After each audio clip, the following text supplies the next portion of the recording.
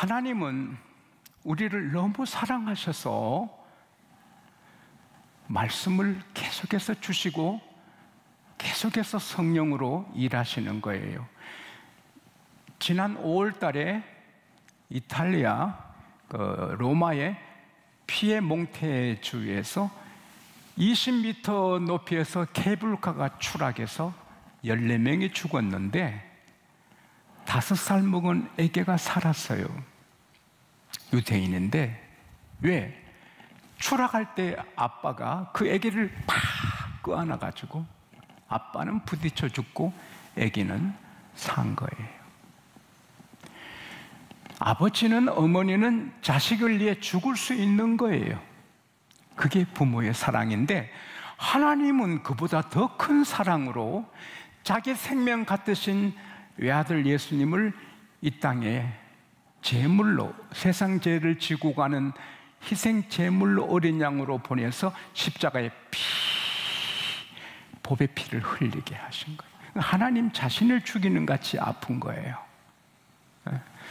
그 피의 제사로 여러분의 죄의 죄와 허물이 없어졌어요. 할렐루야.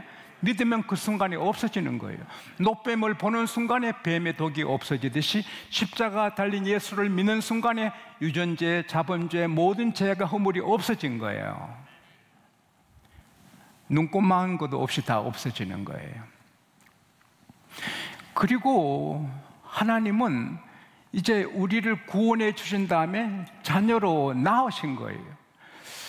히브리서 1장 6절에 보면 하나님이 맏아들을 세상에 이끌어 들이셨다. 예수님은 맏아들이 아니라 하나뿐인 the only one son, 하나님의 하나뿐인 독생자인데 여러분 때문에 하나님이 맏아들로 세상에 보내신 거예요. 그리고 히브리서 2장 11절에 보면 예수님도 거룩하게 하시는 이 예수님도 거룩함을 받는 이 우리들도 다 한 근원에서 하나님께서 낳았다. 우리는 양자라고 설명하지만 양자가 아니고 하나님의 성령으로 쑥 나서 하나님께서 태어나서 하나님의 자녀가 된 거예요. 근데 독생자이시오 창조주이시오 전능하신 하나님이 지렁이 같고 벌레 같고 부끄러워 얼굴도 들지 못하는 우리를 형제라 부르시기를 부끄러워하지 않는다. 결혼식 할 때 아주 옷을 남루하게 입고 아주 좀 이상한 사람이 친척이라고 오면 오시지 말지. 우리가 다 그런 존재인데 예수님은 우리를 부끄러워하지 않고 형제라. 그래서 예수님이 이 땅에 오신 것은 우리 형님으로 오시고 오빠로 오신 거예요. 우리 주님께 박수합시다. 예. 그래서 벌써 영생하는 성령을 주셔서 영생을 이미 얻었고 이 세상 끝나면 바로 천국으로 벌써 다 계획이 디자인이 됐잖아요. 근데 이 세상에 사는 동안에 우리가 처박혀서 부잣집 앞에 나사로 거지처럼 하나님이 그렇게 살기를 원치 않잖아요. 제 자녀들이 노숙자로 거지로 살기를 원하지 않잖아요. 다 빛나는 별 보석되기를 바라는 것처럼 하나님도 아들의 피로 구원하신 이 여러분과 저를 거지처럼 살게 하지 않고 별처럼, 보석처럼. 스가랴 9장 16절에 이날에 하나님이 그들을 구원하시기를 자기 백성의 양떼같이 구원하시리니 그들이 왕관의 보석처럼 빛을 발하리라. 하나님은 왕이 쓰는 간의 보석처럼 여러분과 제가 빛을 발하기를 바라는 거예요. 그래서 값진, 가치 있는 정말 귀한 사람 만드시게 하여서 비전을 주는 거예요. 해와 달과 11별이 절하고 곡식들이 절하는 것처럼 요셉에게 꿈을 주고 아브라함에게 별을 보여주셔서 너 자녀가 저렇게 된다. 하나님이 주시는 꿈은 우리에게 피할 길을 주시고 답을 주시고 잘되게 하시고 위험을 막고 할렐루야. 그리고 하나님은 감동을 통해서 일하시는 거예요. 감동이란 것은 성령의 감동, The inspiration of the Holy Spirit, 성령의 감동을 말하는 거죠. 여러분과 제가 가슴에 품고 사는 이 성경도 1600년에 걸쳐 세계 대륙의 여러 나라 사람들이 36명이 모여서 썼는데, 모여서 쓴 게 아니거든요. 그들이 36명이 모여서 당신은 창세기, 출애굽기, 레위기서, 당신은 뭐서, 당신은 뭐서 이렇게 한 것도 아니고, 우리 모두 뜻으로 한론적에 대해 쓰자 의논한 게 아니거든요. 나라가 다르고 문화가, 교육이, 성향이 다 다른 사람이 자기 혼자 썼는데, 이게 말이에요, 창세기부터 요한계시록까지 가지런히 통일이 돼 있고 논지가 하나예요. 예수님 보여주는 거예요. 오실 예수님, 오신 예수님, 다시 오실 예수님. 할렐루야. 요한복음 5장 39절에 너희들이 성경에서 영생을 얻는 줄 알고 성경을 상고하거니와 이 성경은 내게 대하여 증거하는 것이라. 이 성경은 오직 예수님이 보이는 거예요. 근데 이걸 36명 다 다른 사람이 이게 썼는데 똑같이 예수님을 보여주시는 거예요. 와, 한 사람이 써도 큰 책은 앞과 뒤가 다른데 이것은 하나도 잘못이 없는 거예요. 이사야 34장 16절에 보면은 너희가 성경을 자세히 살펴봐라. 거기에는 빠진 것이 하나도 없고 짝이 없는 것이 하나도 없다. 하나님의 입으로 명령한 것이고 하나님 영들이 하나님 영이 모았다. 할렐루야. 성경 비슷한 책이 많았지만 하나님 영이 요걸 딱 구약 39권, 신약 27권, 이게 합하면 1189장이에요. 그래서 올라서 목금토 3장씩 읽고 주일날 5장 읽으면 1년에 딱 한 번 읽고 10장 더 읽어요. 근데 이게 짝이 없는 것이 없고 빠진 것이 하나도 없고 정강무하고 고칠 것이 하나도 없고 이 놀라운 신비로운 것은 하나님의 성령으로 쓴 거예요. 할렐루야.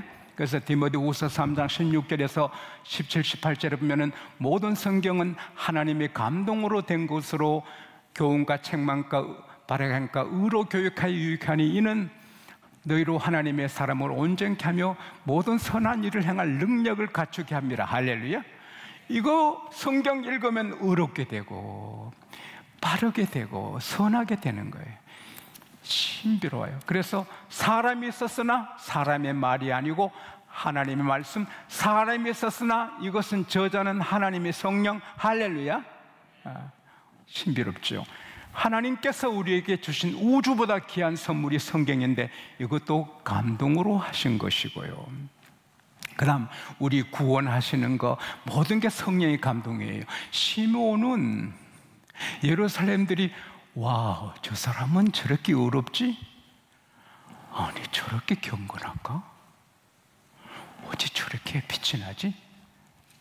근데 그는 성령이 같이 계셔요. 그래서 구원을 받았고 성령께서 시므온 너는 그리스도 예수를 보기 전에 안 죽는다?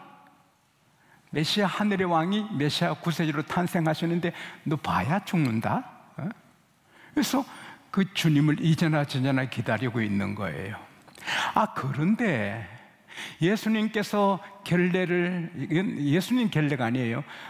레위기서 12장 1절에서 8절에 보면은 하나님께서 난지 8일 되면 표피를 피워라, 양피를 베라 그러죠. 판례를 행하라. 놀란 일은 애기 7일 된 낙이 표피를 빼도 아프고 9일 된 아이 표피 빼면 아픈데 8일째 되는 아이는 손톱 머리카락 자르듯이 살을 베도 안 아픈 거예요. 하나님의 말씀은 놀라워요. 하나님의 그 신비로운 지식은 놀라워요. 할례를 향하는 8일째는 안 아픈 거예요. 하나님께 박수합시다. 놀라운 우리 하나님 찬양합니다. 오, 놀라운 하나님을 찬양합니다. 그리고 아들을 낳으면 40일간 부정해서 집에서 나가면 안 돼요, 부인이. 딸을 낳으면 80일간 부정해서 밖에 나가면 안 돼요. 왜 아들은 40일이고 딸 낳으면 80일 부정한가? 하나님 남녀 차별하는가? 그건 나중에 천국 가서 하나님께 물어보세요. 근데 오늘 정결한 예식은 예수님을 위한 게 아니고 마리아를 위한 거. 40일 지나서 이제 성전에 와서 결례하는데, 원래 양 한 마리, 1년 된 양 한 마리를 갖고 오고 비둘기를 갖고 와서 번제를 드리고 속죄제를 드리는데, 레위기에서 12장 6절에 보면은 양 한 마리 갖고 올 힘이 없으면 집비둘기 한 쌍이나 산비둘기 2마리를 갖고 오라는 거예요. 그 예수님 어머니는 가난해서 비둘기를 갖고 온 것 같아요. 그래서 마리아 정결을 예식하러 왔는데 아기 예수님과 같이 왔죠? 어린 애기니까. 근데 누가복음 2장 27절에 보면 성령께서 시몬에게 감동을 하는 거예요. 성전에 가. 지금 성전에 가. 지금 성전에 가. 아기 예수 만난다. 난 우리 양곡교회 모든 성도들에게 예배 시간에 성령께서 교회로 가라. 집에서 예배하지 말고 교회로 가라. 야, 집에서 하지 말고 교회로 가. 그렇게 해주시기 바랍니다. 실제로 그러거든요. 요한복음 16장 13절에 진리의 성령이 오시면 너희를 모든 진리 가운데로 인도하신다. 그럼 진리가 뭐예요?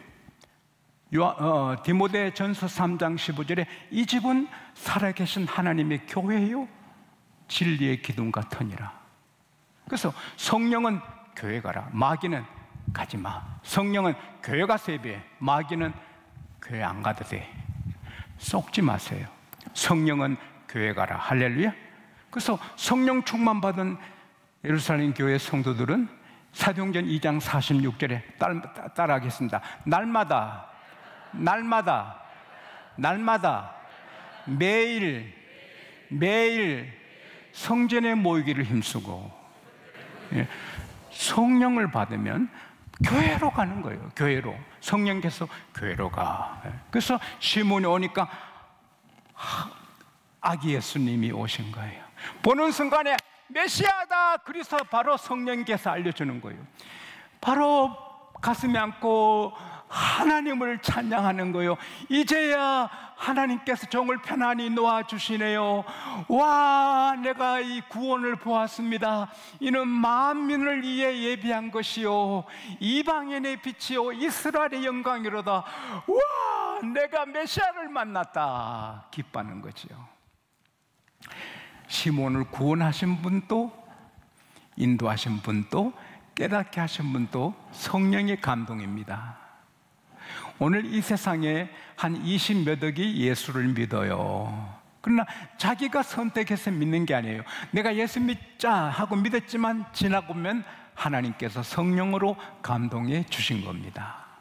일생 성령에 대해서 깊이 생각하고 연구한 성령에 대한 박사님, 토레 박사는 한마디로 성경이 믿어지면 성령 받았다. 할렐루야. 이 말씀이 믿어지면 아멘 하십시다. 이건 제정신이 아니거든요. 성령의 감동. 할렐루야. 여러분과 저는 성령으로 감동받아 구원받은 거예요. 그리고 그 다음에 계속 인도하는 거예요. 교회 가라. 어떻게 하라. 어떻게 해라. 한 35년, 6년 전인가요?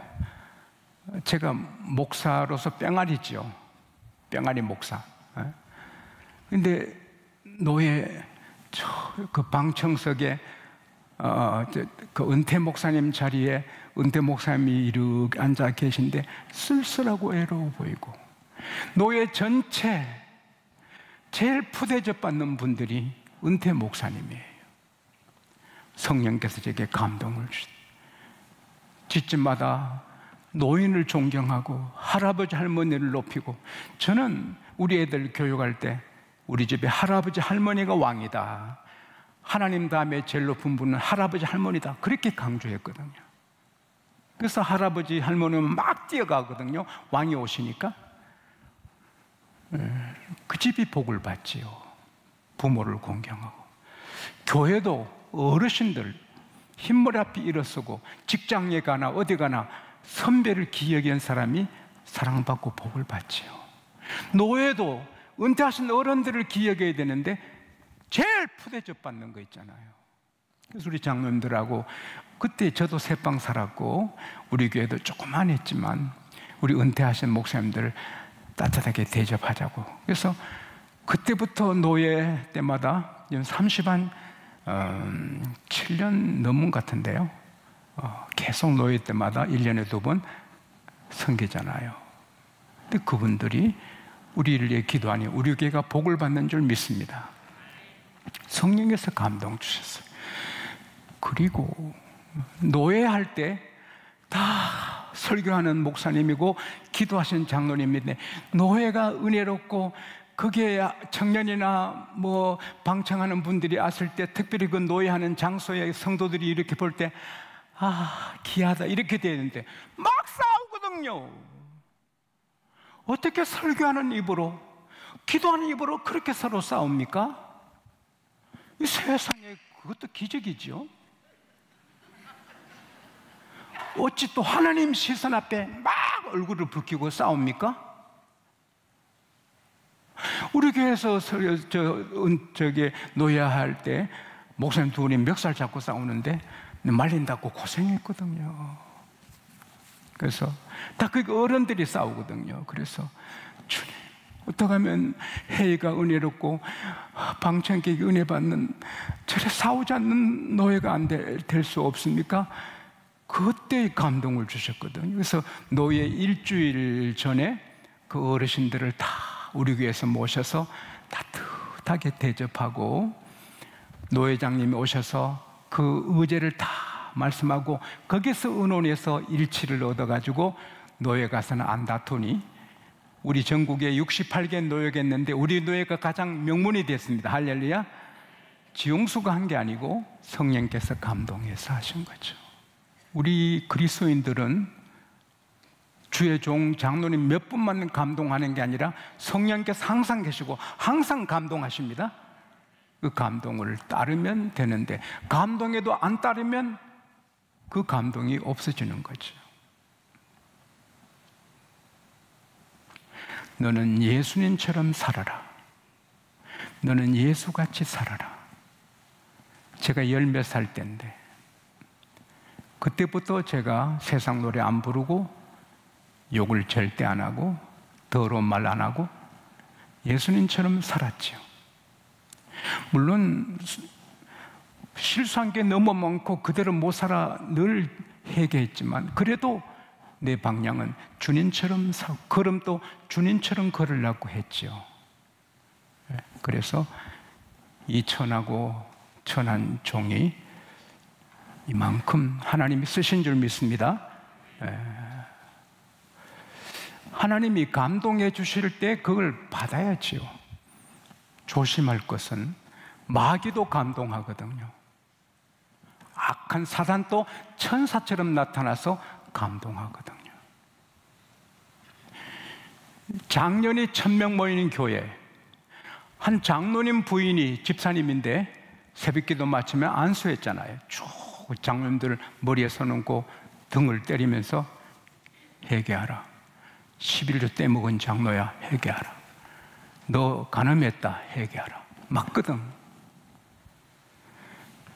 온 교들이 벌벌 떠는 거죠. 장회장님이, 담임 목사님이 계시고 부목사님 다 있는데 이제 그 여집사님이 교회 리더가 돼가지고 모두 두려워하는 거예요. 비밀을 다 공개하니까. 새벽기도 마치면 그 여집사님이 안수하는 거예요.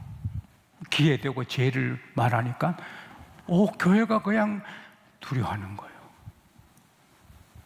그 담임 목사님은 영적인 생활에 경험이 없었어요. 안타깝게. 제가 와서 지 목사님 어떻게 하면 좋아요? 저 어릴 때부터 영적인 경험을 했거든요. 또 영적으로 실수도 많이 했고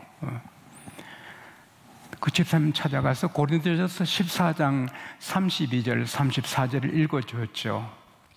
예언하는 자들의 영은 예언하는 자들의 제재를 받아야 한다. 왜?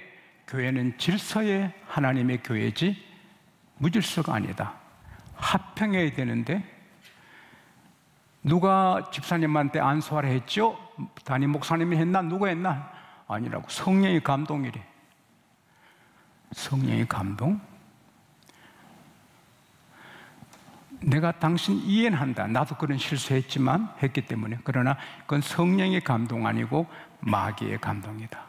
마귀는 까발리도 성령은 사람을 어렵게 하지 않거든요. 수문제 공개 안 합니다. 인격을 세워주지. 그리고 질서를 깨면 마귀다.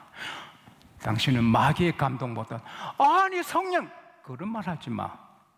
그건 성령이 아니고 마귀야. 그래서 고린도전서 14장 35절에는 여자는 교회에서 잠잠하라 그랬습니다. 여자는 그때도 여자분들 중에 그런 예언한다고 다니면서 한 사람이 있었는가? 잠잠하시오. 그래서 그때부터 안수를 안 해서 그 교회가 잘 됐죠. 병원 원장한테 와서 신학교 가시오. 내 성령이 감동했는데 병원 문 닫고 신학교 가시오. 그건 마귀죠. 60 다 된 병원 원장 신학교 가서 공부해서 뭐 한단 말이에요? 악한 마귀! 나쁜 놈. 따라합시다. 사탄아, 물러가라! 귀신아, 물러가라! 집에 교회에 사탄이 가까이 오지 못하도록 묶어야 돼요. 할렐루야. 영을 분별해야 돼요.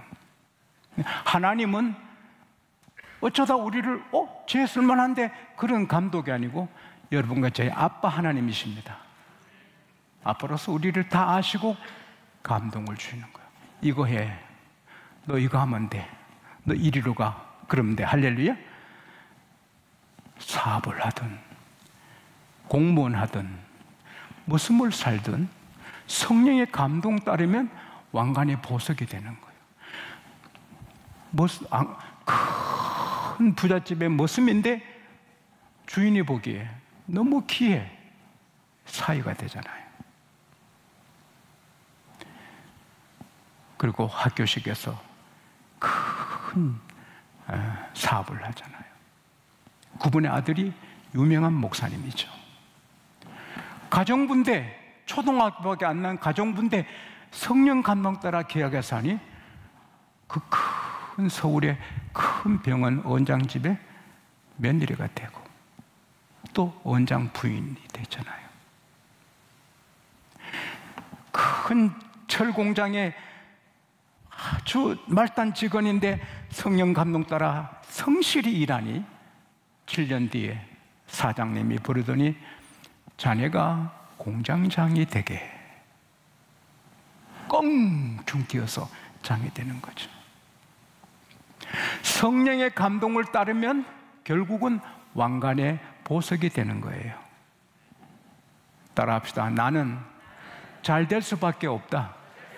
나는 점점 더 귀하게 성장한다. 나는 안간에 큰 보석이 된다. 시므온이 교회가 성령가? 나는 안 갈래요. 그러면 아기의 손모만 84세 된 안나 할머니 지금 성령가 아기에서 뭐 기뻐하죠. 그때 나는 안 갈래요. 오늘 밤에도 성령께서 집에서 예배하지 말고 교회 가. 나는 집에서 할 거예요. 교회 가면 뭐 열책 가고 뭐 기록해야 되고 뭐 아이고 힘들어. 그러면 놓치는 거죠. 내가 누구든지 뭘 하든지 성령의 감동받으면 무엇이든 가정보든 다 귀하게 되고 왕관의 보석이 되고 별이 되는 것입니다.